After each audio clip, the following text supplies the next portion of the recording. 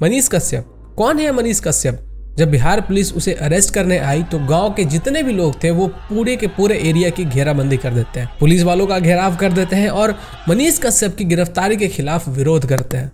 कौन है ये मनीष कश्यप? क्यों मनीष कश्यप बिहार के लोगों के बीच में इंटरनेट के ऊपर बहुत ज्यादा फेमस है? 1000 फीट राम जी का मूर्ति बनने वाला है, उससे हम स्टूडेंट को कोई फायदा नहीं होगा, ये बच्ची का सवाल है। बिहार में एक बड़ा मंदिर का नाम बताओ तुम, एक बड़ा मंदिर का नहीं है। गुजरात में है सोमनाथ, गुजरात का विकास हुआ कि नहीं? आंध्र प्रदेश में है बालाजी, विकास हुआ कि नहीं? केरल में पद्मा स्वामी है, विकास हुआ कि नहीं? मंदिर से क्या फायदा होता है? मंदिर के दरवाजे पे अगर आप जाएंगे तो हर जाति के लोगों को नौकरी मिलता है। एक माली, फूल बेचने वाला, एक बनिया, दुकान चलाने वाला, एक पुजारी, सही है कि नहीं? पूजा करने के लिए लोग आते हैं और वो पूरा मंदिर का क्षेत्र डेवलप हो जाता है। जब 50 मंदिर टूट सकता है, सरकारी स्कूल टूट सकता है, लोगों का घर टूट सकता है, तो ये मजार को शिफ्ट क्यों नहीं किया जा सकता? अब बताइए, यहाँ पे रोज एक्सीडेंट हो रहा है, रोज। ये रोड का कंडीशन देखिए, रोड का कंडीशन देखिए।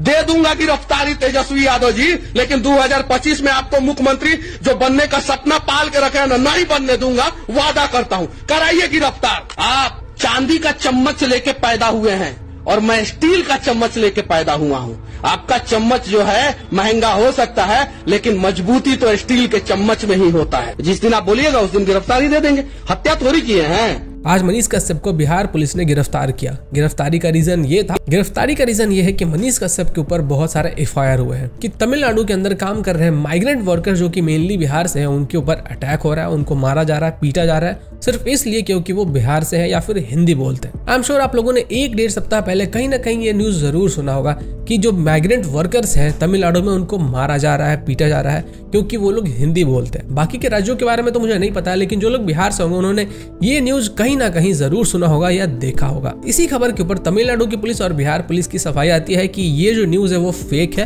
एकदम बेबुनियाद है। तो चलिए सबसे पहले जानते हैं कि आखिर मनीष कश्यप है कौन। मनीष कश्यप एक सिविल इंजीनियर है जो कि अब एक जर्नलिस्ट बन चुके हैं। मनीष कश्यप फेमस कहाँ से हुए? मनीष कश्यप फेमस होते हैं एक वीडियो से। उनका एक वीडियो वायरल होता है जिसमें कि वो शायद किसी बैटरी के सर्विस सेंटर में जाते हैं और वहां पे बार बार कहते हैं कि मेरी बैटरी चेंज क्यों नहीं की जा रही है, बार बार मेरी जो बाइक है वो बंद हो जाती है, तो उसे चेंज क्यों नहीं किया जा रहा है, बार बार मेरे आने के बावजूद भी कोई कार्रवाई नहीं हो रही है। और इसी से फ्रस्ट्रेट होकर वो वीडियो बनाते रहते हैं और वीडियो में गाली गलौज भी होती है। उसी वीडियो का एक छोटा सा जो क्लिप होता है उसको as a meme material share किया जाता है इंटरनेट पे, जहां से कि वो वायरल हो जाता है। और इसके बाद मनीष कश्यप यूट्यूब के ऊपर अपना एक चैनल खोलते हैं जो कि होता है सच तक न्यूज, और उसमें वो बिहार में या फिर अलग अलग राज्यों में घूम घूम कर दिखाते हैं कि कहाँ पे क्या करप्शन हो रहा है, किस प्रकार से जो कॉन्ट्रैक्टर्स हैं, इंजीनियर्स हैं, वो भ्रष्टाचार कर रहे हैं, किस तरीके से एक ही सड़क को बार बार बनाकर उसमें पैसे की घोटाले की जा रही है। और ऐसा नहीं था कि मनीष कश्यप किसी एक पार्टी को गाली देते थे। मनीष कश्यप जिस भी राज्य में जाते थे, जिस भी सिटी में जाते थे, वहां पे जो कुछ भी उनको गलत दिखता था या फिर अच्छा दिखता था तो उसके बारे में वीडियो बना के शेयर करते थे। ऐसी कोई भी पॉलिटिकल पार्टी नहीं बची है जिसको मनीष कश्यप ने गाली ना दिया हो। लेकिन वही पॉलिटिकल पार्टी अगर कुछ अच्छा काम करती है, कुछ अच्छी सड़कें बनाती है, तो उस काम को वो सराहते भी हैं। अगर इतिहास के बारे में बात की जाए तो मनीष कश्यप का जो इतिहास है वो थोड़ा सा कॉम्प्लिकेटेड रहा है, कंट्रोवर्सी से घिरा हुआ रहा है। ये पहली बार नहीं है कि मनीष कश्यप गिरफ्तार हुए हैं, पहले भी मनीष कश्यप गिरफ्तार हो चुके हैं। पटना में लहासा मार्केट लगता है जहाँ पे कि जो कश्मीरी ट्रेडर्स होते हैं वो आते हैं और अपने सामान को बेचते हैं। वुलन क्लॉथ्स जो होते हैं वो बेचते हैं, जैकेट्स, ब्लेजर, इस तरीके की चीजें बेचते हैं। तो जब पुलवामा अटैक हुआ था तो उसके बाद मनीष कश्यप के ऊपर ये इल्जाम लगा था कि उन्होंने जितने भी कश्मीरी ट्रेडर्स हैं उनको मारा पीटा और कहा कि यहाँ से छोड़कर वापस कश्मीर चले जाओ। फिर इसके बाद मनीष कश्यप के ऊपर एफआईआर हुआ, वो गिरफ्तार भी हुए, फिर वो छूट भी गए और उसके बाद वो इलेक्शन में खड़े होते हैं, लेकिन 3rd पोजीशन उनको आता है। 9200 के समथिंग उनको वोट्स मिलते हैं। गौर करने वाली बात ये होती है कि वो निर्दलीय कैंडिडेट होते हैं। अब बात करते हैं इस मुद्दे के ऊपर कि क्या सच में तमिलनाडु के अंदर जो माइग्रेंट वर्कर्स है जो कि मेनली बिहार से रहते हैं उनके ऊपर अटैक हुआ था, हिंदी बोलने के कारण उनको पीटा गया, वहां से मारकर भगा दिया गया। तो अगर पुलिस की माने तो पुलिस का कहना कि ऐसा कुछ भी नहीं हुआ है।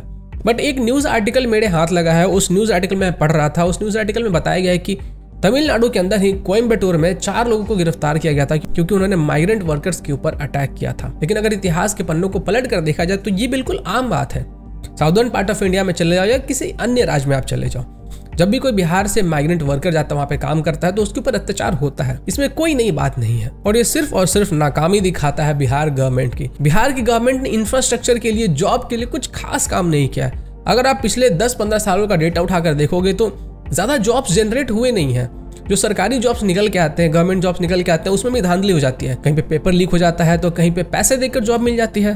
तो इस प्रकार की चीजें बिहार में बहुत आम बात हो गई है और जॉब ना रहने के कारण ही लोगों को बाहर जाना पड़ता है। इस पूरे मुद्दे को उठाया गया था बीजेपी के द्वारा, लेकिन आप देख सकते हो कि बीजेपी किस तरीके से साइलेंट बैठी हुई है। मनीष कश्यप जिन्होंने इस चीज को एम्पलीफाई किया वो गिरफ्तार हो चुके हैं। लेकिन आप ये समझिए कि बिहार की जो पॉलिटिक्स है वो किस प्रकार की है। पहले बीजेपी सत्ता में थी, गठबंधन की सरकार थी, तब भी कुछ खास नहीं हो रहा था, कुछ खास काम नहीं हुआ। उस समय भी माइग्रेंट वर्कर्स बाहर जाते थे, उनको पीटा जाता था, मारा जाता था। मैं ये नहीं कर रहा हूँ कि इस बार मारा गया या पीटा गया या नहीं मारा गया, नहीं पीटा गया। जैसा कि मैंने आपको कहा कि ये बहुत कॉमन बात है कि जब भी कोई नॉर्दर्न पार्ट ऑफ इंडिया से साउदर्न पार्ट ऑफ इंडिया में जाता है तो उसके ऊपर ये अत्याचार इस प्रकार के होते रहते हैं। उसका मेन रीजन ये होता है कि वहाँ के जो लोकल लोग होते हैं वो जॉब उनको ना मिलने के बजाय आपको मिल जाता है। उस चीज का जो खुन्नस होता है वो कहीं ना कहीं जरूर निकलता है। और जब आप वहाँ के लोकल लोगों से उनके लोकल लैंग्वेज में बात नहीं करते हो तो ये जो खुन्नस होता है वो थोड़ा और बढ़ जाता है कि तुम हमारे स्टेट में आ रहे हो, हमारे रिसोर्सेज यूज कर रहे हो, हमारे जॉब्स ले रहे हो और ऊपर से तुम हमारे लैंग्वेज में बात भी नहीं कर रहे हो। और कहीं ना कहीं ये चीजें हाथापाई पे जाके खत्म होती हैं। मनीष कश्यप की गिरफ्तारी के पीछे बहुत सारे रीजंस है। ऐसा नहीं है कि सिर्फ ये एक रीजन है कि उन्होंने फेक वीडियो शेयर किया या फिर अफवाहें फैलाई कि माइग्रेंट वर्कर्स को मारा जा रहा है, पीटा जा रहा है। उनका जो बोलने का जो लहजा होता है वो भी कहीं ना कहीं मैटर करता है। जिस प्रकार से वो बोलते हैं, अपनी चीजों को सामने रखते हैं जनता के सामने, वो चीजें भी मैटर करती हैं। अब कभी कभी क्या होता है ना कि जो बोलने का तरीका होता है वो बहुत ज्यादा मैटर करता है। और ये बहुत कॉमन सी बात है कि कोई भी पॉलिटिकल पार्टी अगर पावर में रहती है और उसके खिलाफ अगर आप कुछ बोलते हो और बहुत ज्यादा एटीट्यूड में बोलते हो तो वो पॉलिटिकल पार्टीज ऑब्वियसली उस स्टेट की पुलिस को उनके पीछे लगाती है। इसी प्रकार से 1-2 साल पहले अर्नब गोस्वामी को भी अरेस्ट किया गया था क्योंकि उन्होंने उद्धव ठाकरे के खिलाफ कुछ बोल दिया था और उस समय पे उद्धव ठाकरे की गवर्नमेंट थी महाराष्ट्र के अंदर। तो उद्धव ठाकरे ने भी पुलिस लगा दिया अर्नब गोस्वामी के पीछे और अर्नब गोस्वामी अरेस्ट हो गए। तो ये चीजें चलती रहती है। और उस समय पे भी हमने देखा था कि बीजेपी साइलेंट थी। सेंट्रल गवर्नमेंट में होने के बावजूद भी बीजेपी साइलेंट रही, जबकि सब लोग जानते हैं कि अर्नब गोस्वामी कहीं ना कहीं थोड़े से राइट विंग जरूर है। इस समय पे भी बीजेपी ने ये बातें फैलाई कि माइग्रेंट वर्कर्स को मारा जा रहा है, पीटा जा रहा है, लेकिन जो नीतीश कुमार है वो चुपचाप बैठे हुए हैं। और जब इसके ऊपर अरेस्ट होने शुरू हुए तो बीजेपी साइलेंट हो गई। उसका रीजन ये है कि बीजेपी के पास खुद भी आंसर नहीं है, क्योंकि वो लोग खुद इतने दिनों से गठबंधन की सरकार में थे और उन्होंने खुद भी कुछ खासा काम नहीं किया। तो मैटर ये नहीं करता है कि कौन सी पॉलिटिकल पार्टी पावर में है, मैटर ये करता है कि उनके जो लीडर्स है वो कैसे हैं। सेम आप देख सकते हो कि उत्तर प्रदेश के अंदर 5, 6, 7 सालों में ही जो उत्तर प्रदेश का पूरा चेहरा है वो बदल गया है। और वही बीजेपी की गवर्नमेंट थी बिहार में, लेकिन क्या चेंज हुआ। अगर बात की जाए कि बिहार के अंदर डेवलपमेंट क्यों नहीं हो पाता है तो उसके लिए कहीं ना कहीं जो बिहार के लोग हैं वो लोग भी जिम्मेदार हैं।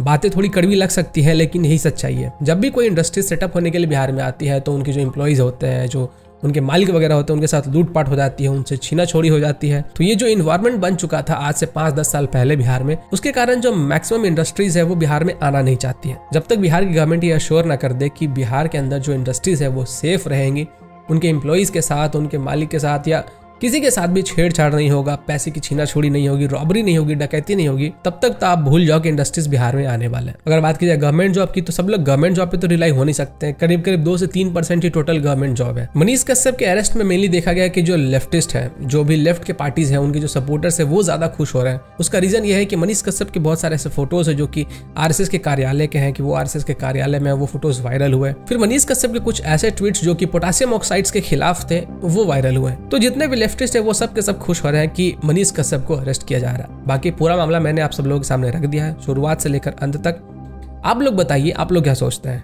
मनीष कश्यप को गिरफ्तार करना चाहिए या फिर नहीं करना चाहिए।